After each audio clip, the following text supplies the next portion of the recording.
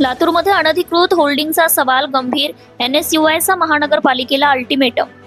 लातूर शहरात अनधिकृतपणे लावण्यात आलेल्या होल्डिंग्स आणि युनिपोलच्या विरोधात लातूर जिल्हा NSUIने तीव्र नाराजी व्यक्त केली आहे। शहर महानगरपालिकेची कोणतीही अधिकृत परवानगी न घेता अनेक ठिकाणी ही जाहिरात फलक उभारण्यात आल्याचा आरोप संघटनेने केला आहे।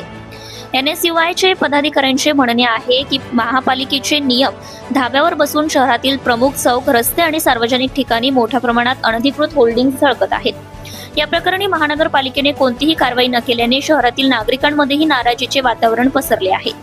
संघटनेतर्फे महानगरपालिका प्रशासनाला निवेदन देऊन दुजाभाव न करता तातडीने अनधिकृत फलक हटवण्याची मागणी केली आहे। प्रशासनाने त्वरित कारवाई न केल्यास लातूर जिल्हा NSUI कडून महानगरपालिका कार्यालयासमोर तीव्र आंदोलन छेडण्यात येईल असा इशारा संघटनेने दिलाय। शहर स्वच्छता नियोजन आणि कायदे पालनाच्या दृष्टीने या प्रकरणी त्वरित पावले उचलावीत अशी मागणी नागरिकांकडून होत असून पुढील काही दिवसात महानगरपालिकेची भूमिका काय असेल याकडे सर्वांचं लक्ष लागलंय। यावेळी जिल्हाध्यक्ष रोहित बिराजदार, शहराध्यक्ष व्यंकटेश झिपरे, युवक काँग्रेस शहर उपाध्यक्ष अक्षय चव्हाण, महेश साळुंके व इतर कार्यकर्ते उपस्थित होते।